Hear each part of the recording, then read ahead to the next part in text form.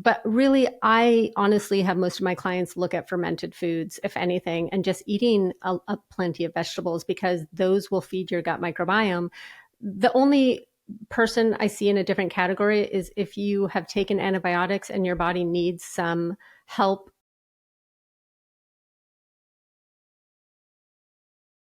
Welcome back to another episode of the Peak Performance Life podcast. Today, I am very excited.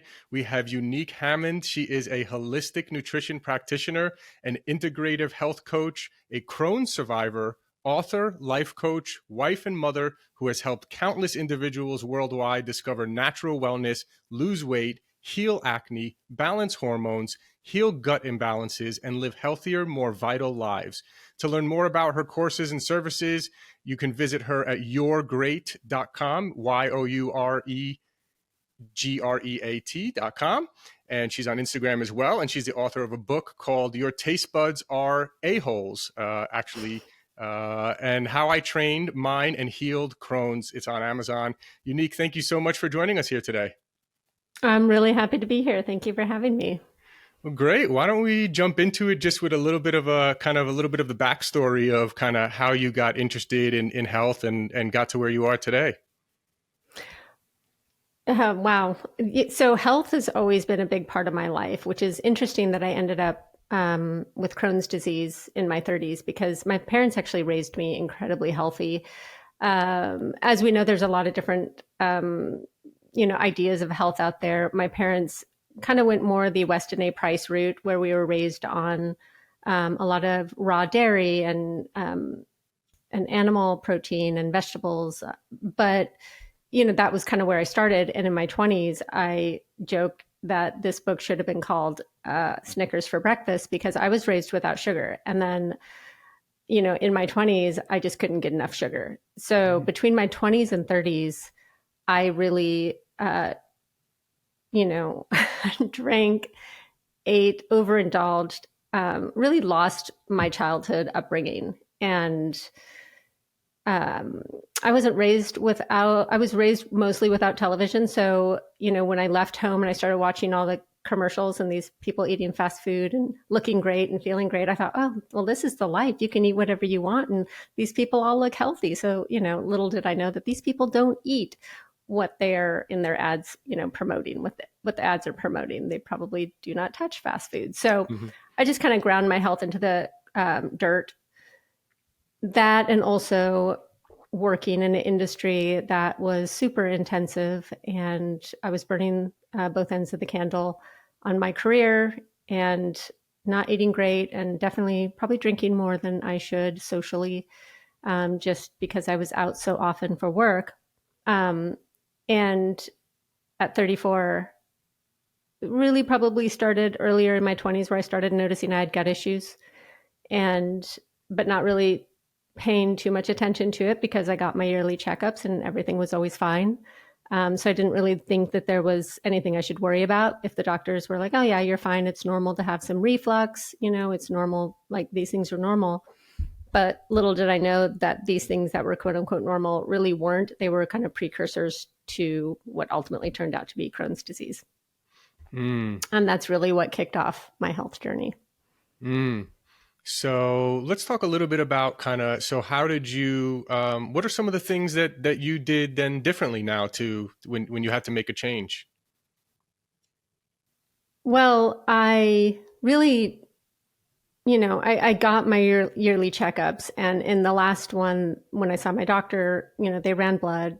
They gave me Prilosec for my reflux and said it was probably mostly stress. And I left there just feeling like something's not right. Like, there's something really wrong here. I shouldn't be having these stomach issues at such a young age.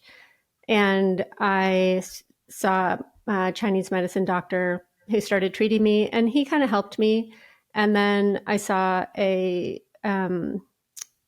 kinesiologist who started muscle testing me and giving me supplements, and that kind of helped. Like, things kind of helped, but nothing really took away this incredibly inflamed situation that I had on my hands. So, I felt like I was treading water, really. I tried Ayurvedic, medicine and lifestyle. I tried paleo. I tried a lot of things. And finally, I was just like, okay, my Chinese medicine doctor was actually the one who said, you're losing weight super rapidly and your pulse is really out of control, meaning that your body's under an incredible amount of stress. And he sent me to a GI, and the GI ran a bunch of blood and said everything looks, basically healthy. Maybe you have SIBO, maybe you have, and we tested everything because I really didn't want to do a colonoscopy.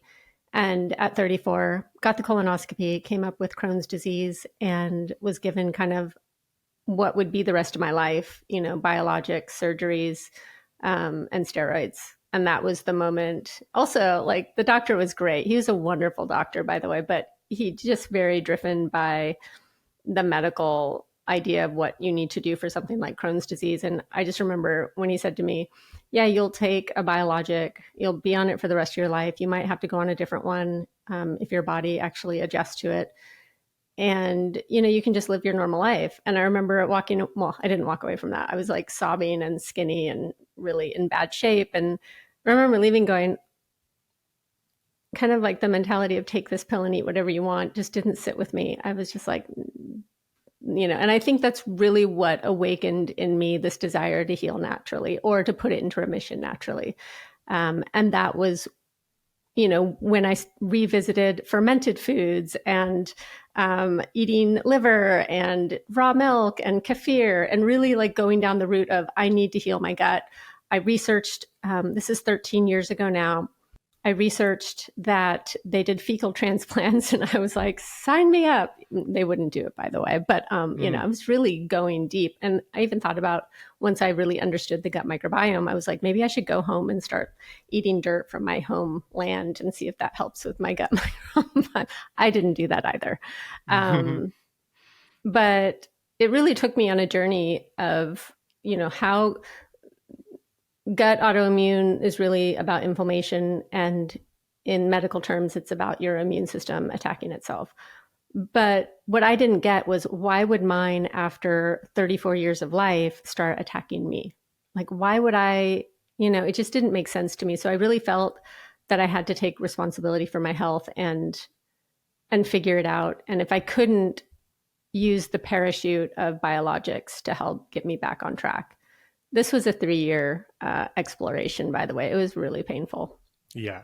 I can relate. I remember, again, also myself up late at night, buying every pain relief cream and device from Amazon that I could find, going to doctors, getting MRIs, and having chiropractors tell me that it was a herniated disc, and that's the reason why I had pain and inflammation in my hands and wrists, and other things, all sorts of things. And it is interesting, right, that a lot of people don't even mention, what are you putting in your body, right? And that was a big breakthrough actually for myself, really a huge breakthrough, because I remember I was wearing compression glove and wrist and elbow and all these Band-Aids.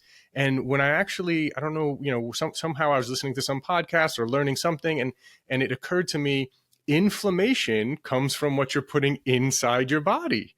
Inflammation inside your body. And I was like, oh, okay. I need to look at what I'm putting inside my body. Oh, okay. Well, I've been drinking 2 of these yerba mate iced teas from Whole Foods every day. And oh, wow, look, they each have 20 grams of sugar in each bottle. I've been eating French fries thinking that, potatoes are from the ground. So, it must be healthy. Silly things like that. And so that was a real shift for me when I realized inflammation comes from what you put inside your body. Correct. And then your body is responding, right? And depending how long you're putting in these things that are inflammatory, your body is mounting this response over a long period of time. So, I was at the state in my illness, which happens a lot with autoimmune, is that one autoimmune becomes another autoimmune. So it's kind of like, I say it's a raging wildfire. Once it starts, it kind of burns through whatever your Achilles heel is. Mine was obviously the gut. But then I started getting arthritis in both my hands, which is very much rheumatoid arthritis, right? Mm-hmm. And I realized that if I didn't figure out the source, because with Crohn's, it's tough. You can't just stop eating, right? And then even if you eat healthy, everything goes through you because there's inflammation in the gut. And when there's inflammation in the gut, nothing gets digested properly, and everything goes into the bloodstream incorrectly because the tight junctions are all loose and open. And, so it's just the inflammation is so hard to get under control because simply changing the diet isn't enough. It's like, because I was trying all of these things and I was flying in because I couldn't do cow milk and dairy. So I was flying in this goat kefir from Texas that I found. This is 13 years ago. Like now I feel like you can get anything, anywhere, anytime, thank you, Amazon. But I was flying it in, these containers of goat kefir that this woman was making, that I heard like, hey, this has to be good for the gut. And it was just like, it was not good. It was a really bad situation. So it did not end up working out for your gut, that one. No. And I became allergic to so many of the things that I ate during that time, because when the gut is permeable, with food getting through, proteins getting through the wrong way, the body mounts a histamine response. So on top of having Crohn's, I suddenly had severe histamine reactions. I was boiling and making bone broth on the stove all the time, and all of the things that went into that bone broth I became allergic to. Like I couldn't eat carrots, and I couldn't eat celery, and I couldn't eat anything. Saw an allergist, and the allergist was like, yeah, you're basically allergic to water. Like it's everything. Like your body's mounting a response to anything and everything. And the diet that ultimately put me into remission was so counterintuitive, and it was everything the doctors told me not to do, and everything that AIP and paleo and really Weston A. Price are against, which is soluble fiber predominantly found in legumes. So I ended up healing my gut and putting my autoimmune disorder into remission. By the time I found this protocol, or this protocol found me, I was 90 pounds. I'm 5'7". And I was mostly bedridden, and couldn't go into work. And the company I worked for was great. I would come in when I could, and when I couldn't, they understood, and I worked from home. But I was in such bad shape from trying all these other protocols that I wasn't sure if I had it in me to try one more. I was kind of at that crossroads of like, am I going to go start biologics, or am I going to try one more thing? And I was like, I'm going to try one more thing. Amazing. So Yeah. let's definitely go down that rabbit hole, because it's certainly an interesting one. Again, as I mentioned to you before we started recording, I healed myself by going kind of the paleo route. I lowered the inflammation in my body by doing that.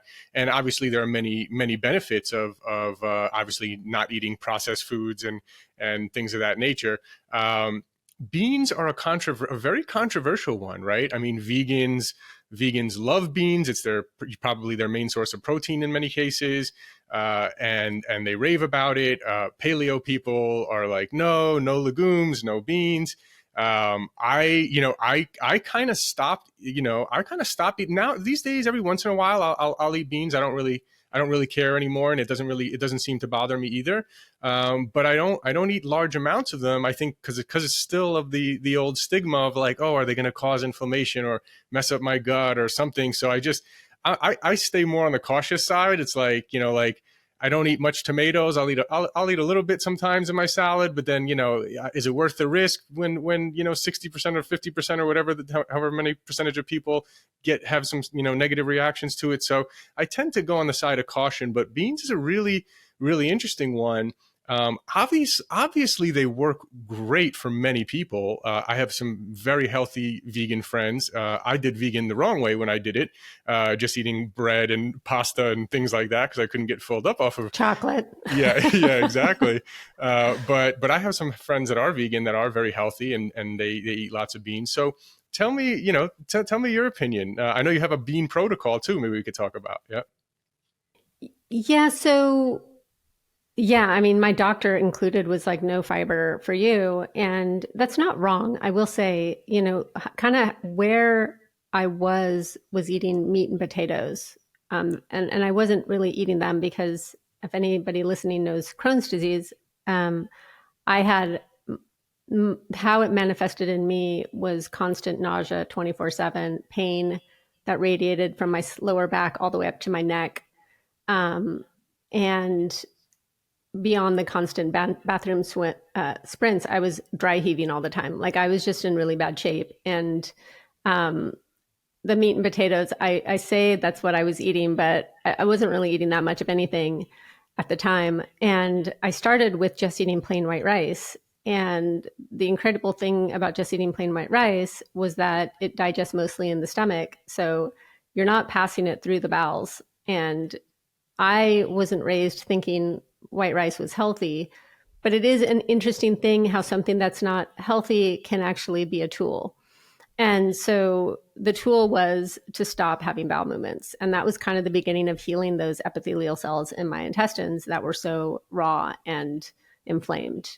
And so beans kind of came in later, but beans have the most soluble fiber of any food. And even some of the quote unquote anti-nutrients they talk about have been shown to help with colon cancer, fight against colon cancer. So this incredibly nutritious food has gotten bad rap, mostly from the paleo community. But what's interesting, and I don't know if your vegan friends, I have a practice, a global practice. So I work with people all over the world, and I'll get vegans that don't eat legumes because of the paleo world's kind of like, their kind of misinformation on them.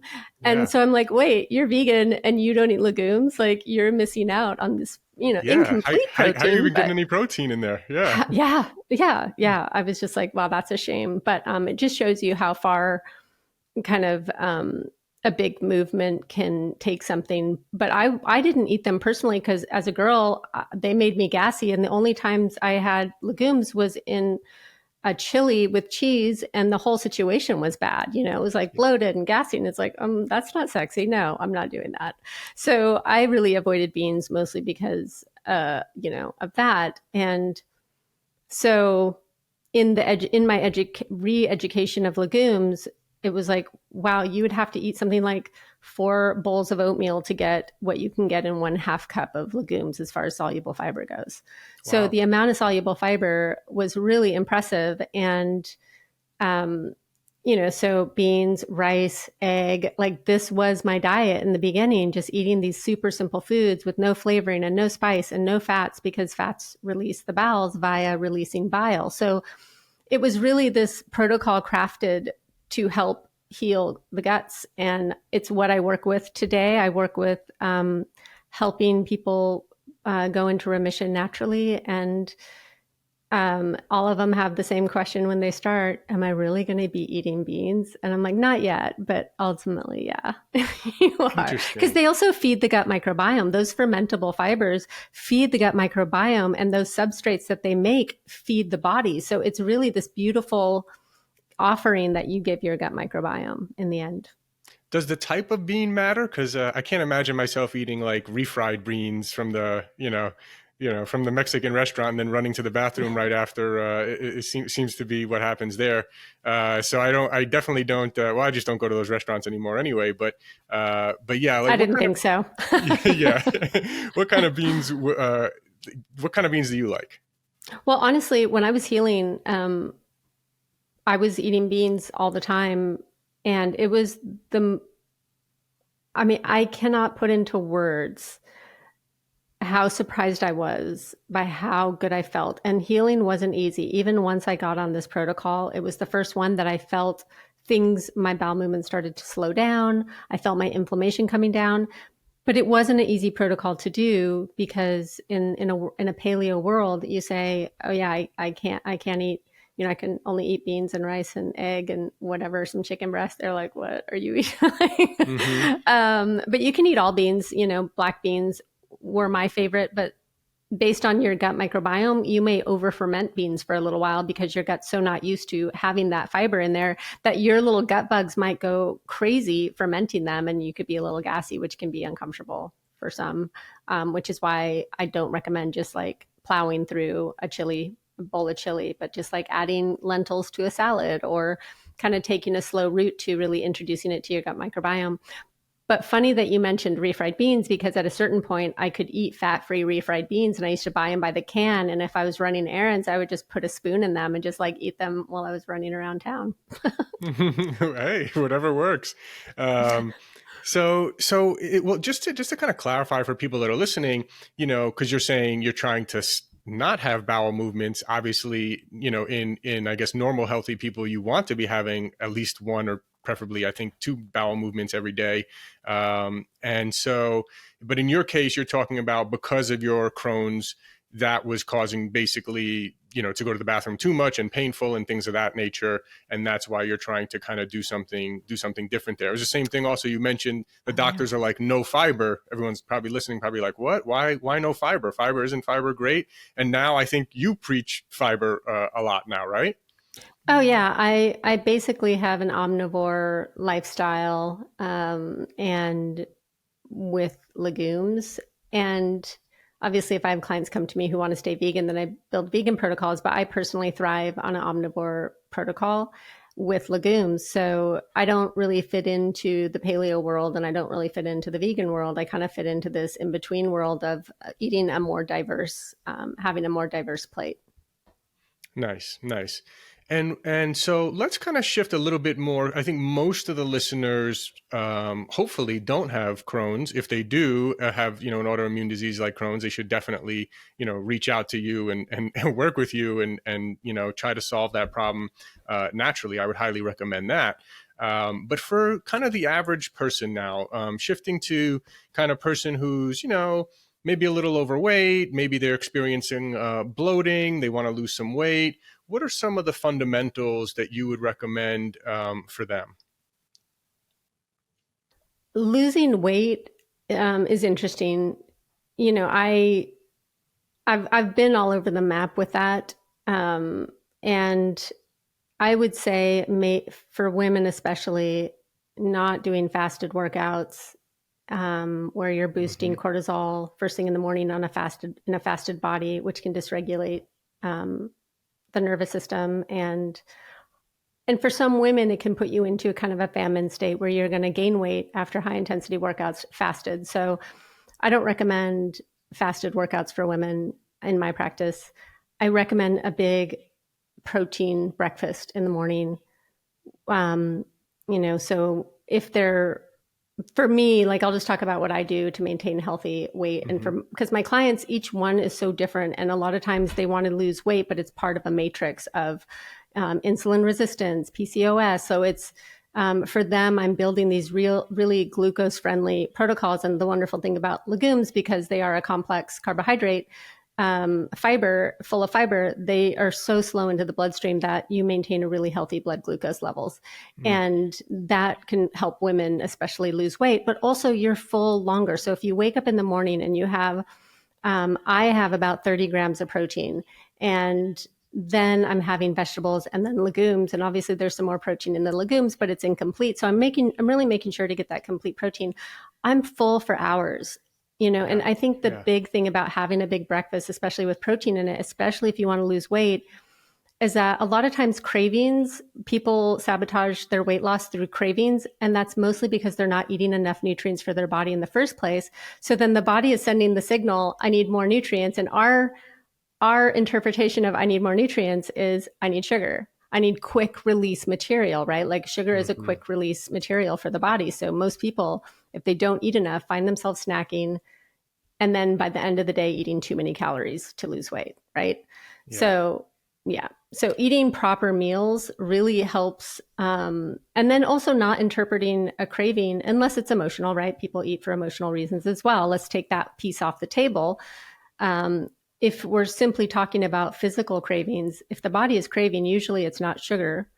I mean, that's one interpretation, but it's usually nutrients. The body needs more nutrients in general. So I Mm. would usually say breakfast, lunch, dinner, really anchor it. Obviously, there's intermittent fasting people who are going to be like, no way, you don't have to eat breakfast. I actually think for women, especially in the fertile years, eating breakfast is major, especially for Yeah. sustained weight control as well. Yeah, I think even the guy Walter Longo, who has like a fasting mimicking protocol and was kind of the person who popularized the whole fasting, intermittent fasting. He even says, 12 hours is enough for men, and for women, you may even want to do less than that. And I think there's a lot of evidence coming out now, and a lot of data, supporting the fact that, especially for women, even more so than men. But even for me, when I did intermittent fasting a couple of years ago, I would just get so hungry, later at night, especially if I'm strength training, and then I have these huge dinners, where just like I'd eat a normal dinner, then I'm just like, I'm still hungry. I need more. Like, give me some everything, nuts and paleo granola kind of stuff, and just feed eating so much. And then I got like, yeah, it was not ideal. So I really like that. What kind of protein do you like? One thing though, in the morning though, me personally, I don't get that hungry in the morning. I usually, now these days, I'm putting some protein powder in my coffee. And I'm, eating like a protein bar that's kind of really light, and having that with my coffee. And that usually holds me over pretty well until lunch, just trying to get, 30 grams of protein between the bar and what I put in my coffee. I find it, I don't know. For myself, I find it a little challenging to like eat meat or chicken or things like that first thing in the morning. If other people don't have that issue, that's better for them. I was curious, like, what about you for breakfast? Like, what kind of protein are you? I don't do coffee. I have one of those genetic factors where coffee, hitting that much adrenaline doesn't work well for me. So what I usually do is before a workout is I'll do a scoop, 15 grams of protein, shake it up in a ball jar with, water and maybe a berry powder to make it taste good. And then I'll go, I do weight training, walking and weight training. And then I'll go work out for an hour. And then when I come home in the summertime, I'll do a bunch of veggies, carrots, chard, kale, blueberries, another couple of scoops or scoop of protein powder, and maybe some pecans, and I'll with ice, and I'll blend that up. Maybe, and sometimes with, depending on where I'm at and what I'm into at the moment, I might put in like some sort of probiotic, um, substance, and then I'll blend that up and I'll have that for breakfast. So that's been my summer breakfast every single morning, variety of vegetables. And because humans don't get enough fiber, that's the bottom line. Like, you start looking at the literature and humans are not getting enough fiber to maintain good health. And because Yeah. that fiber has so much nutrients in it, it's all of our micronutrients are coming from the plant. Obviously there's a lot of people that will fight me on that, carnivore. Hmm. But, so it's like all these plants have all these micronutrients in it that we really need. So I try to start my day having it, because if I do it with every meal, chances are I'm getting enough. So I really try to load up that first thing, like start the fiber then. And also I'm more sustained. If I just did protein like you did, I would start to snack. And for me, as soon as I sit all day on my rump, and if I start snacking, it's Yeah, I agree. I think snacking is one of the things where it doesn't help for weight loss at all. It doesn't help. I never feel good. I never like snack and I'm like, oh yeah, I feel so great after the snack. It's like, next thing you know, I'm not hungry at my normal dinner time because I snacked, and then now I'm eating late at night, or just, it's really throwing me off. So yeah, I'm in alignment with you there. I think the more that people could eat three good, whole food meals with, good protein in each meal, and just stick to that, I think that would be amazing. Yeah, and I often have an afternoon snack. That's when that long distance between lunch and dinner, that's usually when I have a snack, Hmm. these Hmm. days. But honestly, when I was sick, I needed more nutrients. I was eating probably 5 or 6 small meals a day, Yeah. and I needed more amino acids. I needed more everything, because also I was so skinny, right? So I was kind of building back. I help people gain weight. I help people lose weight. But a lot of times for losing weight, you really want those satiating meals that sustain you.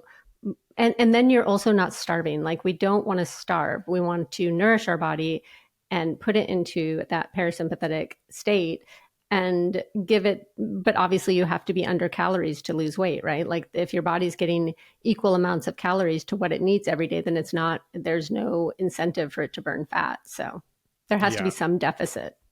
Yeah. Yeah. And what do you think people are doing these days that is, again, the average person who's listening to this, maybe they don't have an autoimmune disease, but they feel like they might have leaky gut or, or they, again, they're dealing with some, maybe bloating or just things of that nature. What do you think are the things that are wrecking gut health? Like, what are the definitely don't do this. Like, is it, fried foods and the seed oils? Is it, what do you think are the biggest culprits that are ruining, people's gut health? Honestly, I would say, like, I don't know if I have the same feelings about seed health. I think that rancid seeds health done in fast food restaurants are probably really, really bad for your health, right? Mm-hmm. Omega-6, though, isn't horrible for your health as far as I can tell from looking at the literature. And we need a certain amount of it, right? Mm-hmm. Mm-hmm. Um, so I would say that what most people are probably doing, through processed foods just has a lot of junk in it.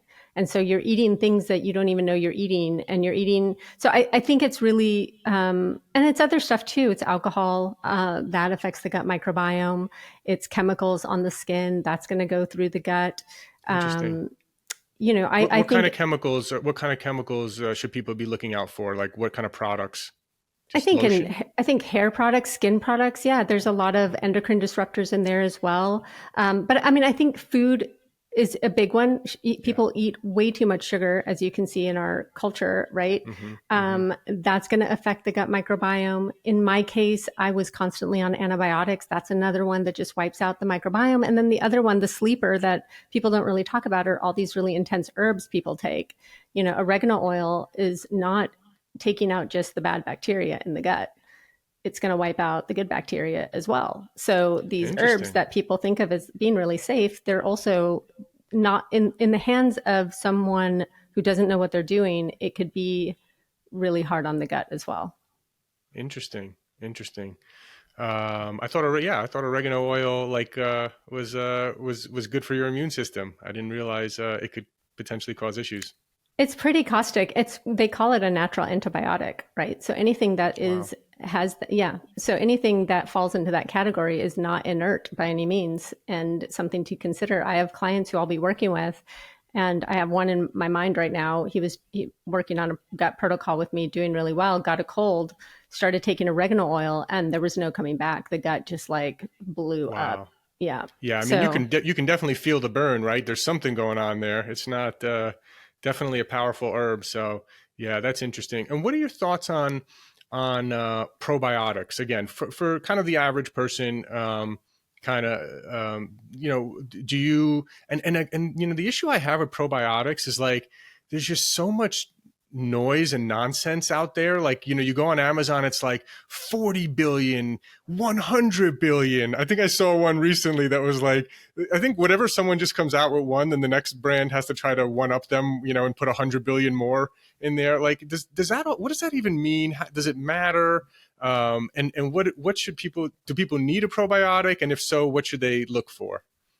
I really think of it. Well, I mean, it's interesting, right? So if you live in a city and you have a ton of environmental toxins and your food quality isn't as good, let's just say, um, one might argue that, okay, taking a probiotic could help your overall, body, right? Your gut and your immune system. Possibly. But really, I honestly have most of my clients look at fermented foods, if anything, and just eating a plenty of vegetables, because those will feed your gut microbiome.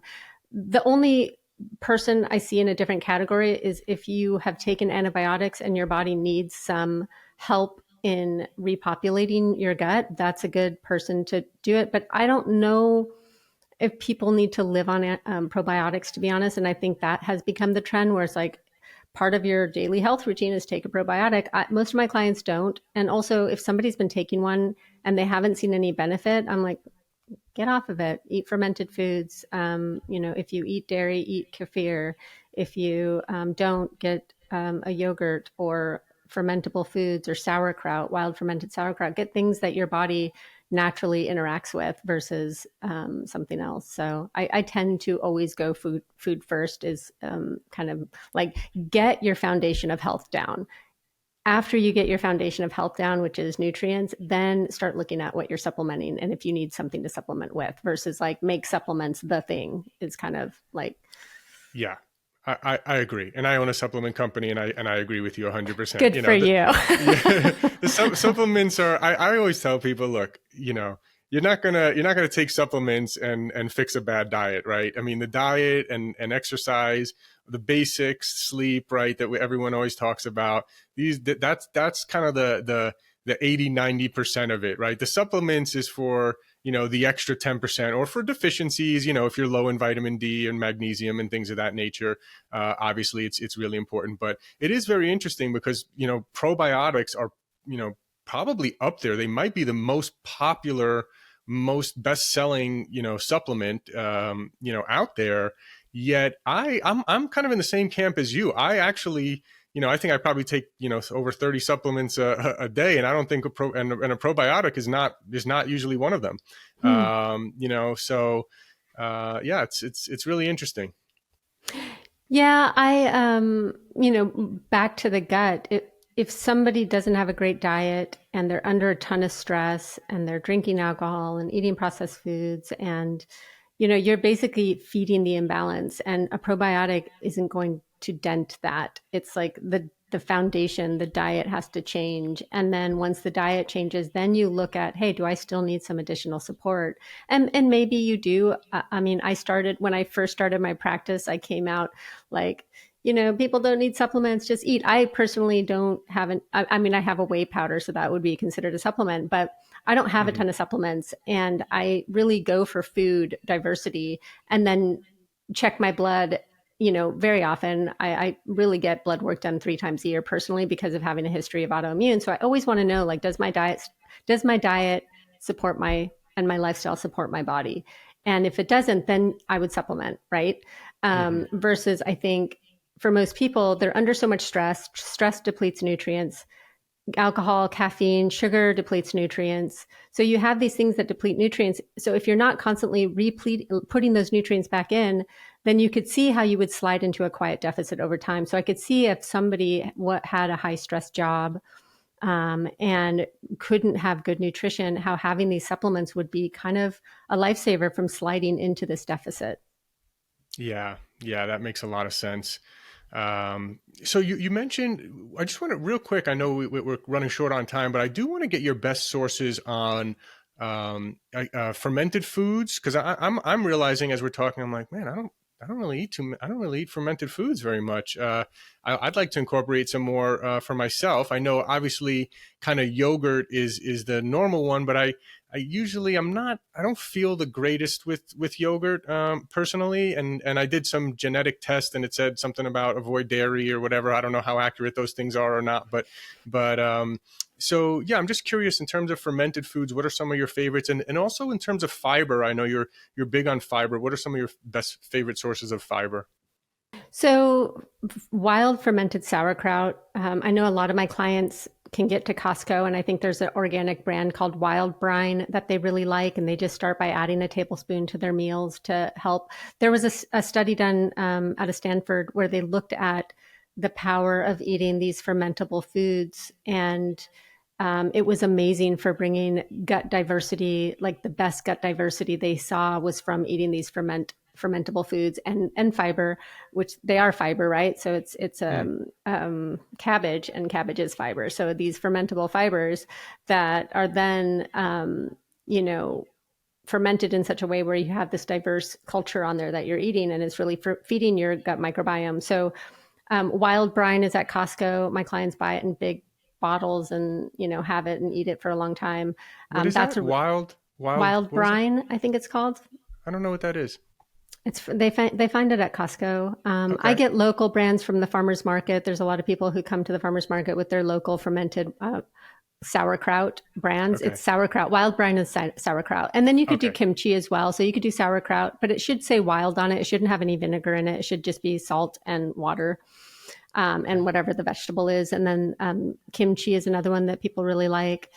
So those are the ones that I personally do. I don't do a lot of dairy as well. I love playing with my genetics. It doesn't appear that I have any genetic factors, but I just don't feel great with a lot of dairy, I'll occasionally do kefir or a coconut kefir or something like that. So those are other great options for fermentable foods. But then eating fermentable foods, right? Like legumes are a fermentable fiber, which is why people shy away from them because of the gassiness. But if you start slow and your body will ferment it, it's amazing for your gut microbiome. I eat a lot of lentils personally right now. It's where I'm at. And then just eating all your vegetables, dark leafy greens, like get them in, start cooking them. Don't be afraid of them. Amazing, amazing. Well, this has been really great, really eye-opening. I love when I hear people who have an experience that's like complete opposite of what everyone else is talking about. It's like you healed yourself with beans, you healed your gut with beans. Like amazing. Yeah. And then my name is unique, right? So it's like weird on top of weird just entered the building. Amazing. Yeah, this has been really great. I love hearing different, the more I do this podcast, the more I realize, and I think I've said it over and over, is just like, there is no one size fits all. People need to try different things and see what works for them. And see what makes you feel good. And just because someone says don't eat this or don't eat that, assuming it's not a processed, fried, unhealthy food, full of sugar, then definitely kind of experiment and see for yourself. So yeah, I really enjoyed this. Where is the best place for people to find you, follow you, learn more? I'm on Instagram at Unique Hammond, or my website is yourgreat.com, and my podcast is also You're Great. And I just wanted to say that, to your point, the one thing I've seen is there is no such thing as a one size fits all. I have some clients that I don't put on beans for various reasons, and the whole time we're working together, they're not eating legumes just based on what they personally need. I think honoring what your body needs and how your body feels the best is by far the most profound way forward versus living in a fear state, or buying into an ideology that is not serving your best health. I follow this person on Instagram who takes 100 supplements a day, and he's never felt better and never looked better. So, there you go, right? He's living majority of his health is based on supplements. So. Mm-hmm. Mm-hmm. Well, amazing. Thank you so much for joining us here today, and hope we can do it again soon. Yeah, thank you so much for having me. It was lovely to meet you. You too. Thank you. Thanks for listening. If you enjoyed the episode, can you please leave us a rating or review and subscribe? I've realized that while we have actually increased our downloads a lot, we're actually getting a lot of downloads, which I'm really happy about. We actually have very few ratings. And I realized that I've never asked people really to rate much. So I'm asking you now if you could please rate and review and subscribe. And if you enjoyed the episode, please forward it along to anyone that you think will get value out of this. Also, if you haven't checked out our line of products at buypeakperformance.com, you get 20% off your first order. That's www.buypeakperformance.com. We have some incredible products, including our organic high-altitude coffee. If you don't know this, coffee is one of the most heavily sprayed with pesticides out of any crop. So it's really important that you drink organic coffee. We've gone above and beyond to source what we believe is the highest quality and healthiest organic coffee in the world. We're also famous for our organic green superfood powder. You can get 20% off of that as well at buypeakperformance.com. We also have an organic vegan and paleo plant protein. See, most of the vegan proteins out there are using brown rice protein, which is really not a good source of protein, and it's also a grain. And if you're paleo, you know that grains tend to cause inflammation in some cases for some people. And so we wanted to make one that was paleo friendly and vegan and organic. We made an amazing amino acid profile, so it's really one of the best plant proteins for muscle building. So you can check out Peak Performance Organic Plant Protein. You can find that on our website. Of course, all our products are on Amazon as well. So thanks again. And again, please, if you enjoyed the episode, please forward it along to someone who you feel can get value out of it. And please leave us a rating, review, and subscribe. Thank you.